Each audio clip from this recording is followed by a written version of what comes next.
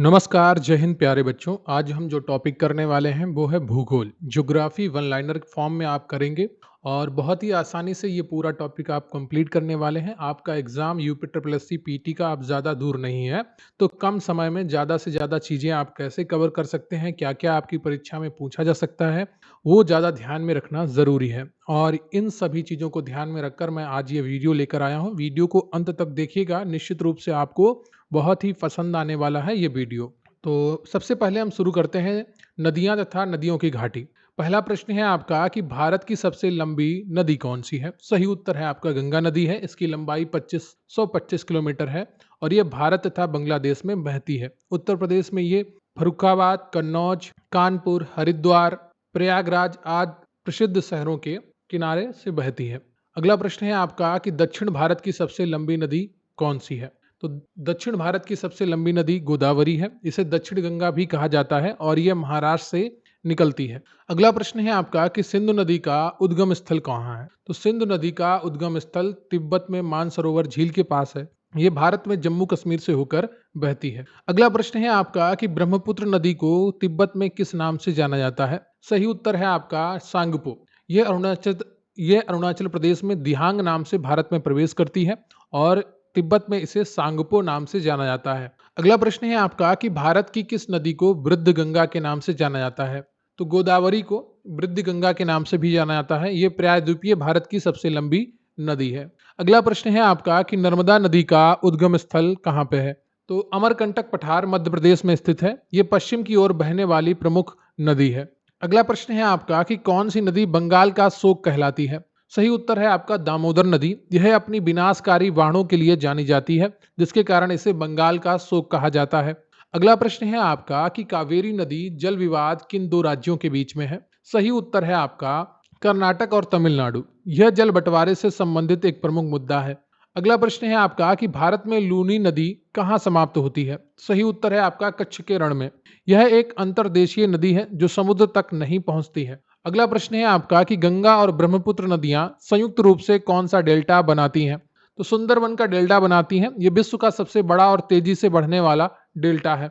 अगला प्रश्न है आपका कि प्रायद्वीपीय भारत की कौन सी नदी पश्चिम की ओर बहती है? तो नर्मदा और तापी ये नदियां अरब सागर में गिरती हैं और भ्रंश घाटी से बहती हैं। अगला प्रश्न है आपका कि कृष्णा नदी का उद्गम स्थल कहाँ पे है? तो कृष्णा नदी का उद्गम स्थल महाबलेश्वर महाराष्ट्र के पास में है। यह दक्षिण भारत की एक प्रमुख नदी है। अगला प्रश्न है आपका कि भाखड़ा नागल परियोजना किस नदी पर स्थित है? सतलुज नदी पर है। यह भारत की सबसे बड़ी बहुउद्देशीय नदी घाटी परियोजनाओं में से एक है। अगला प्रश्न है आपका कि हीराकुंड बांध किस नदी पर बना है? तो महानदी पर बना है, उड़ीसा में। यह भारत का सबसे लंबा मिट्टी का बांध है। अगला प्रश्न है आपका कि चंबल नदी है किस नदी की सहायक नदी है? आप सभी को पता है, यह यमुना नदी की सहायक नदी है। यह मध्य प्रदेश से निकलती है और अपने खड्डों के लिए प्रसिद्ध है। अगला प्रश्न है आपका कि विश्व की सबसे बड़ी अपवाह द्रोणी किस नदी की है? तो विश्व की सबसे बड़ी अपवाह द्रोणी, जिसका अपवाह क्षेत्र सबसे बड़ा है, वो है अमेजन नदी का। यह आयतन के हिसाब से विश्व की सबसे बड़ी नदी है। अगला प्रश्न है आपका कि कौन सी नदी कर्क रेखा को 2 बार काटती है? सही उत्तर है आपका माही नदी। यह मध्य प्रदेश से निकलकर गुजरात में खंबात की खाड़ी में गिरती है और यह कर्क रेखा को 2 बार काटती है। अगला प्रश्न है आपका कि गंगा नदी को बांग्लादेश में किस नाम से जाना जाता है? सही उत्तर है आपका पद्मा नाम से जाना जाता है और ब्रह्मपुत्र से मिलने के बाद यह मेघना कहलाती है। ठीक है, गंगा नदी को बांग्लादेश में पद्मा के नाम से जाना जाता है और ब्रह्मपुत्र से मिलने के बाद यह मेघना कहलाती है। अगला प्रश्न है आपका कि भारत की सबसे छोटी नदी कौन सी है? अरवरी नदी। ये राजस्थान में है। ये अलवर जिले में बहती है और इसका उद्गम अरवरी झरना है। अगला प्रश्न है आपका कि विश्व की सबसे लंबी नदी कौन सी है? सही उत्तर है आपका नील नदी, अफ्रीका। यह भूमध्य सागर में गिरती है और इसकी लंबाई लगभग 6650 किलोमीटर है। अब हम बात करेंगे भूजल संसाधन से जुड़े हुए प्रश्नों की। बहुत ये भी महत्वपूर्ण टॉपिक है आपके सिलेबस में। भारत में भूजल का सबसे अधिक उपयोग किस क्षेत्र में होता है? तो कृषि क्षेत्र में होता है। इसका उपयोग मुख्य रूप से सिंचाई और फसल उत्पादन के लिए किया जाता है। अगला प्रश्न है आपका कि भूजल पुनर्भरण के लिए सबसे प्रभावी तरीका क्या है? तो वर्षा जल संचयन, रेन वाटर हार्वेस्टिंग, या वर्षा के पानी को इकट्ठा करके भूमिगत जल स्तर बढ़ाने में मदद करती है। अगला प्रश्न है आपका कि एक्वीफर क्या है? एक जल भृत है। ये चट्टान या तलछट की एक परत है जो पर्याप्त मात्रा में भूमिगत जल का धारण करती है। अगला प्रश्न है आपका कि भारत में किस राज्य में भूजल का अत्यधिक दोहन होता है? तो सही उत्तर है आपका पंजाब, हरियाणा, राजस्थान और पश्चिमी उत्तर प्रदेश। यहाँ सिंचाई के लिए भूजल पर अत्यधिक निर्भरता है। अगला प्रश्न है आपका कि भारत में भूजल प्रदूषण का मुख्य कारण क्या है? तो औद्योगिक अपशिष्ट, कृषि रसायन, उर्वरक, कीटनाशक और शहरी कचरा ये सीधे भूजल में मिल जाते हैं।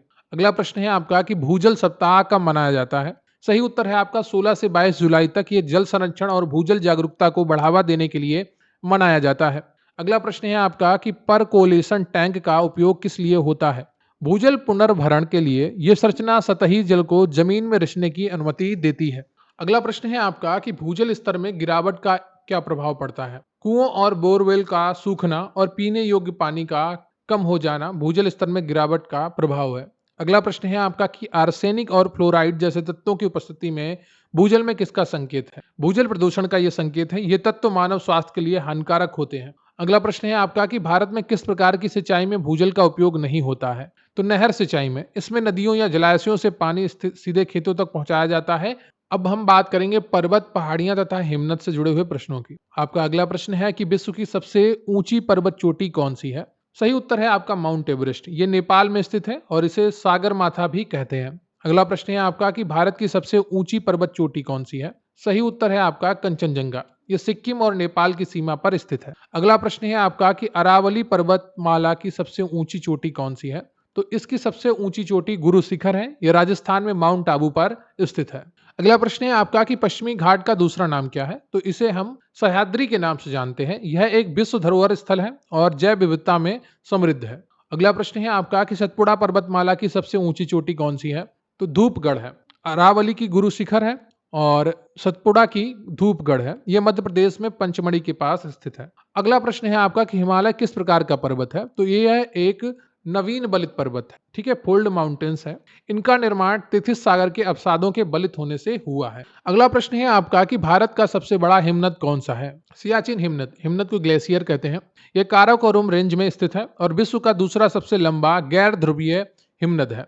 अगला प्रश्न है आपका कि दक्कन पठार किस प्रकार के पहाड़ों से घिरा है? तो उत्तर में सतपुड़ा और विंध्य पर्वतमाला से, पश्चिम में पश्चिमी घाट और पूर्व में पूर्वी घाट से घिरा है।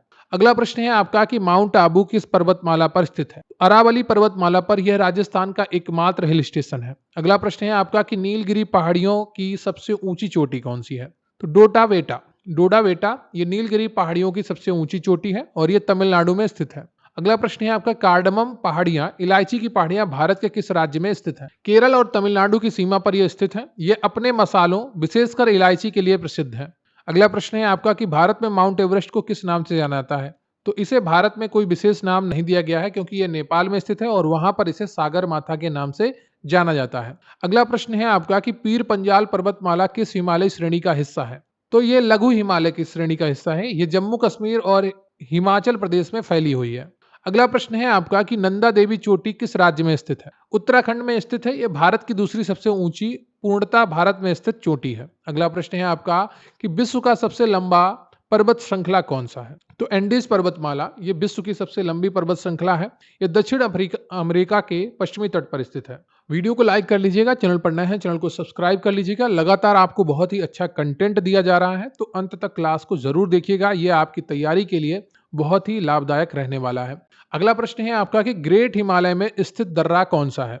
तो जोजिला दर्रा ये पश्चिमी घाटी को लेह से जोड़ता है। अगला प्रश्न है आपका कि धौलाधर पर्वतमाला किस राज्य में है? तो धौलाधर पर्वतमाला हिमाचल प्रदेश में है।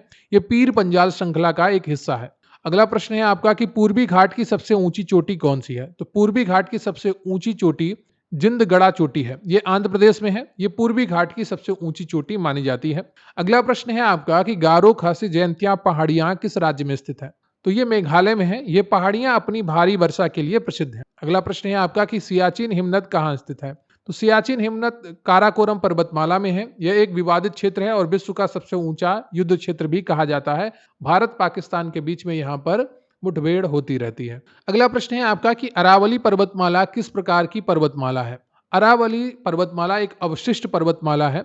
यह विश्व की सबसे पुरानी बलित पर्वत श्रृंखलाओं में से एक है। अगला प्रश्न है आपका कि शिवालिक पहाड़ियां किस हिमालयी श्रेणी का हिस्सा है? बाह्य हिमालय या उप हिमालय का ये हिस्सा है। ये हिमालय की सबसे दक्षिणी और सबसे नई श्रेणी है। अगला प्रश्न है आपका कि थाल घाट और भूर घाट दर्रे किस घाट में स्थित है? तो ये आपके पश्चिमी घाट में स्थित हैं। ये मुंबई को नासिक और पुणे से जोड़ते हैं।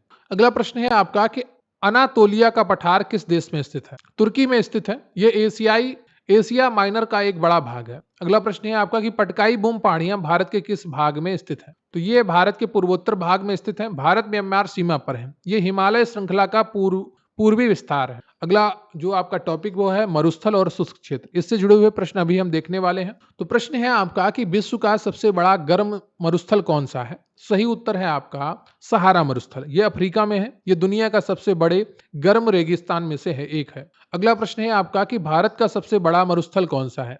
तो भारत का सबसे बड़ा मरुस्थल थार मरुस्थल है, जिसे ग्रेट इंडियन डेजर्ट के नाम से भी जाना जाता है। ये राजस्थान में है और पाकिस्तान तक फैला है। अगला प्रश्न है आपका कि गोबी मरुस्थल कहाँ स्थित है? और ये आपका मंगोलिया और चीन में फैला हुआ है। यह एक ठंडा रेगिस्तान है। अगला प्रश्न है आपका कि अटाकामा मरुस्थल किस महाद्वीप में है? तो अटाकामा जो मरुस्थल है आपका ये दक्षिण अमेरिका चिली में स्थित है। यह विश्व के सबसे शुष्क स्थानों में से एक है। अगला प्रश्न है आपका कि मरुस्थल में उगने वाले पौधों को क्या कहते हैं? मरुस्थल में उगने वाले पौधों को मरुद्विद कहते हैं। ठीक है, जीरोफाइटिस। इनमें पानी की कमी का सामना करने के लिए विशेष अनुकूलन होता है। अगला प्रश्न है आपका कि कालाहारी मरुस्थल कहाँ स्थित है? बोत्सवाना, नामीबिया और दक्षिण अफ्रीका में यह फैला हुआ है। यह एक बड़ा अर्धशुष्क रेतीला सवाना है। अगला प्रश्न है आपका कि विश्व का सबसे शुष्क स्थान किस मरुस्थल में है? तो ये आटाकामा मरुस्थल में है, चिली में है। कुछ क्षेत्रों में दशकों तक वर्षा नहीं हुई है। ये जो अरिका लिग्या है ये अमेरिका है। ठीक है, अमेरिका के पास चिली में आटाकामा मरुस्थल है। अगला प्रश्न है आपका कि भारत में शीत मरुस्थल कहाँ स्थित है? तो भारत में शीत मरुस्थल लद्दाख क्षेत्र में है। यहाँ अत्यधिक ठंड और शुष्क परिस्थितियां होती हैं। अगला प्रश्न है आपका कि रेगिस्तान लोमड़ी किस मरुस्थल में पाई जाती है? तो रेगिस्तानी जो लोमड़ी है वो सहारा मरुस्थल में पाई जाती है। यह अपने बड़े कानों और रेतीले रंग के लिए जानी जाती है। अगला प्रश्न है आपका कि मरुस्थल के जहाज के नाम से किसे जाना जाता है? तो ऊंट को जाना जाता है। यह बिना पानी के लंबे समय तक जीवित रह सकता है और रेगिस्तानी यात्रा के लिए अनुकूलित है। अब हम अपने नेक्स्ट टॉपिक की तरफ बढ़ रहे हैं, वन। 10 प्रश्न यहां पर आपको मिलेंगे। भारत में सबसे अधिक वन क्षेत्र किस राज्य में है? तो मध्य प्रदेश में है। इसके बाद अरुणाचल प्रदेश और छत्तीसगढ़ का स्थान आता है। अगला प्रश्न है आपका कि सुंदरबन किस प्रकार के वन का उदाहरण है? तो ये मैंग्रोव वन यानी कि ज्वारीय वन का उदाहरण है। ये खारे पानी में उगते हैं और अपनी अनूठी पारिस्थितिकी के लिए जाने जाते हैं। अगला प्रश्न है आपका कि सागवान और साल किस प्रकार के वनों के प्रमुख वृक्ष हैं? ये उष्णकटिबंधीय पर्णपाती वनों के वृक्ष हैं। ये वृक्ष शुष्क मौसम में अपनी पत्तियां गिरा देते हैं। अगला प्रश्न है आपका कि चिर, पाइन और देवदार किस प्रकार के वनों में पाए जाते हैं? ये पर्वतीय वन है। ये ऊंचाई के साथ साथ अपनी वनस्पति बदलते हैं। अगला प्रश्न है आपका कि भारत में टुंड्रा वनस्पति कहाँ पाई जाती है? तो हिमालय के बहुत ऊंचे पर्वतीय क्षेत्रों में यह वनस्पति पाई जाती है। यह ठंडी और शुष्क परिस्थितियों के लिए अनुकूलित होती है। अगला प्रश्न है आपका कि एवरग्रीन वन, सदाबहार वन भारत के किन क्षेत्रों में पाए जाते हैं? तो पश्चिमी घाट, पूर्वोत्तर भारत और अंडमान निकोबार द्वीप समूह, यहाँ 200 सेंटीमीटर से अधिक वर्षा होती है। अगला प्रश्न है आपका कि वन्य जीव संरक्षण अधिनियम भारत में कब पारित हुआ? तो 1972 में यह पारित होता है। यह वन्य जीवों और उनके आसपास आवासों को कानूनी सुरक्षा प्रदान करता है। तो जो वन्य जीव हैं उनके आवासों को कानूनी सुरक्षा प्रदान करता है। अगला प्रश्न है आपका कि राष्ट्रीय वन नीति के अनुसार भारत में कितने प्रतिशत भूभाग पर वन होने चाहिए? 33% भूभाग पर वन होने चाहिए। यह पारिस्थितिकी संतुलन बनाए रखने के लिए आवश्यक है। अगला प्रश्न है आपका कि मैंग्रोव वन किस प्रकार की मिट्टी में पनपते हैं? ये दलदली खारे पानी वाली मिट्टी में। ये तटीय कटाव को रोकने में मदद करते हैं। अगला प्रश्न है आपका कि नीलगिरी बायोस्फीयर रिजर्व किन राज्यों में फैला हुआ है? तो ये तमिलनाडु, केरल और कर्नाटक। ये भारत का पहला बायोस्फीयर रिजर्व था। हमारा अगला टॉपिक है खनिज संसाधन और विशेषकर भारत में हमारा फोकस रहेगा इनसे जुड़ी हुई जानकारी पढ़ने के लिए। आपका पहला प्रश्न है कि भारत में लौह अयस्क का सबसे बड़ा उत्पादक राज्य कौन सा है? सही उत्तर है आपका उड़ीसा। ये भारत के कुल लौह अयस्क का उत्पादन का एक बड़ा हिस्सा उत्पादित करता है। अगला है कोयला किस प्रकार की चट्टानों में पाया जाता है? तलछटी चट्टानों। कोयला जीवाश्म ईंधन का एक उदाहरण है। अगला प्रश्न है आपका भारत में बॉक्साइट का सबसे बड़ा उत्पादक राज्य कौन सा है? तो उड़ीसा बॉक्साइट एल्युमिनियम का मुख्य अयस्क। अंकलेश्वर तेल क्षेत्र भारत के किस राज्य में स्थित है? तो गुजरात में है। यह गुजरात के प्रमुख तेल उत्पादक क्षेत्रों में से एक है। अगला प्रश्न है आपका कि भारत में हीरे की खान कहाँ पाई जाती है? तो पन्ना मध्य प्रदेश में। यह भारत में एकमात्र सक्रिय हीरे की खान है। अगला प्रश्न है आपका कि खेतड़ी किस खनिज के लिए प्रसिद्ध है? तांबा के लिए। राजस्थान में है। यह भारत की सबसे पुराने तांबे के खनन क्षेत्रों में से एक है। अगला प्रश्न है आपका कि सोना भारत के किस राज्य में मुख्यतः पाया जाता है? तो कर्नाटक कोलार की हट्टी खानों में। कोलार गोल्ड फील्ड्स केजीएफ एक ऐतिहासिक खानों के लिए प्रसिद्ध है। सोने की खानों के लिए। अगला प्रश्न है आपका कि भारत में मैग्नीज का सबसे बड़ा उत्पादक राज्य कौन सा है? उड़ीसा। मैग्नीज का उपयोग लोहा इस्पात उद्योग में होता है। अगला प्रश्न है आपका कि थोरियम भारत में किस राज्य में प्रचुर मात्रा में पाया जाता है? केरल के मोनोजाइट रेत में थोरियम एक संभावित परमाणु ईंधन है। अगला प्रश्न है आपका यूरेनियम भारत के किस क्षेत्र में पाया जाता है? जादूगुड़ा झारखंड में। यह भारत में यूरेनियम खनन का मुख्य केंद्र है। अब हम बढ़ते हैं भारत एवं विश्व का राजनीतिक भूगोल। विश्व में क्षेत्रफल की दृष्टि से सबसे बड़ा देश कौन सा है?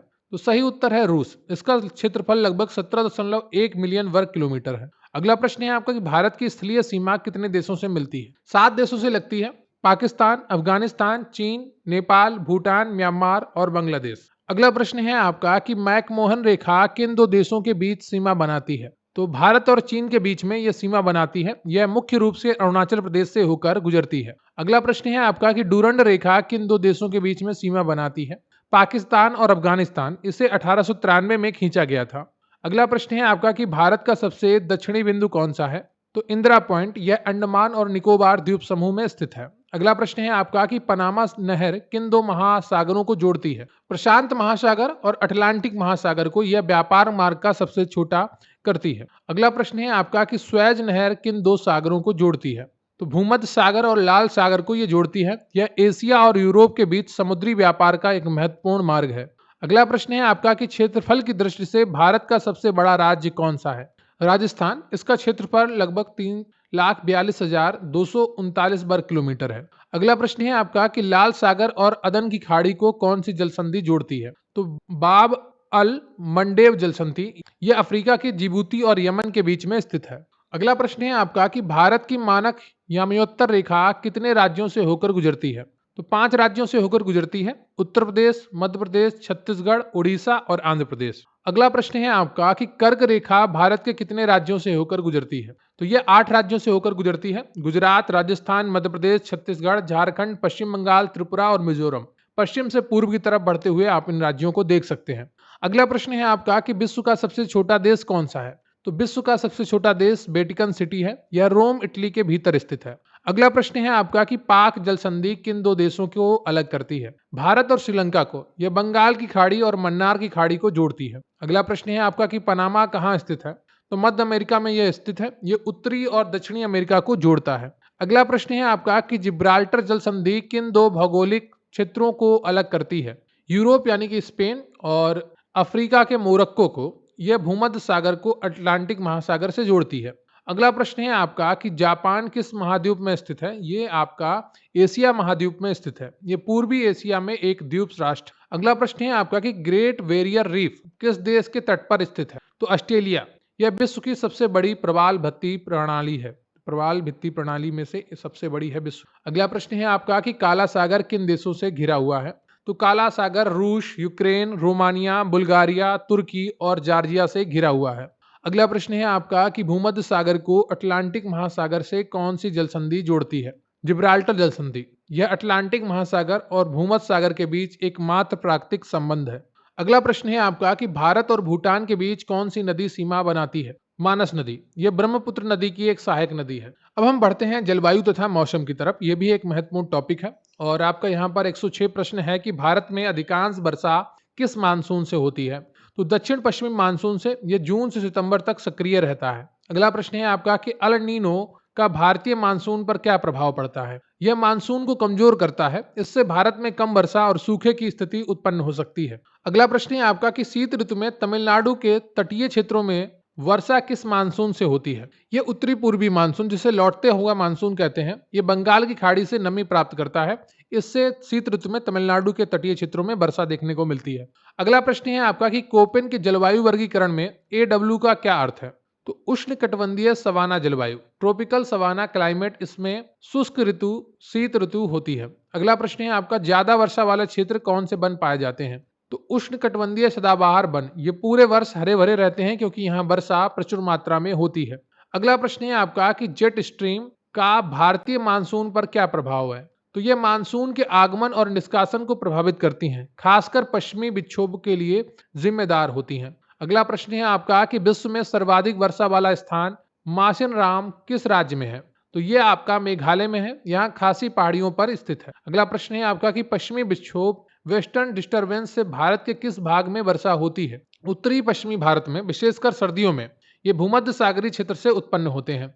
अगला प्रश्न है आपका कि अक्टूबर हीट क्या है? उच्च तापमान और उच्च आर्द्रता के कारण अक्टूबर में होने वाला दमघोटू मौसम, यह मानसून की वापसी के कारण होता है। अगला प्रश्न है आपका कि ग्रीष्म ऋतु में उत्तर भारत में चलने वाली गर्म और शुष्क हवाएं क्या कहलाती हैं? लू कहलाती हैं। ये भारत की मैदानी इलाकों में गर्म मौसम के दौरान चलती हैं। अगला प्रश्न है आपका कि मानसून का फटना, वर्स्ट ऑफ मानसून क्या है? तो अचानक और तीव्र वर्षा की शुरुआत जो कुछ दिनों तक जारी रहती है, आमतौर पर जून की शुरुआत में। अगला प्रश्न है आपका एंटी साइक्लोन यानी कि प्रति चक्रवात से मौसम पर क्या प्रभाव पड़ता है? तो यह साफ आकाश, शांत हवाएं और स्थिर मौसम लाता है। अगला प्रश्न है आपका कि ला नीना का भारतीय मानसून पर क्या प्रभाव पड़ता है? तो यह मानसून को मजबूत करता है, इससे भारत में औसत से अधिक वर्षा होती है। अगला प्रश्न है आपका कि आम्र वर्षा कहाँ होती है? यह केरल और कर्नाटक में होती है। यह प्री मानसून वर्षा होती है जो आमों को पकने में मदद करती है। अगला प्रश्न है आपका कि भारत की जलवायु मुख्य रूप से किस प्रकार की है? तो उष्णकटिबंधीय मानसूनी जलवायु है। यह मानसून पवनों से अत्यधिक प्रभावित होती है। अब हम बात करेंगे टाइम जोन की। ग्रीनविच मीन टाइम जीएमटी कहाँ से गुजरता है? तो यह लंदन के ग्रीनविच शहर से गुजरता है। यह दुनिया का प्रधान माध्याह्न रेखा है। अगला प्रश्न है आपका कि भारत का मानक समय आईएसटी जीएमटी से कितने घंटे आगे है?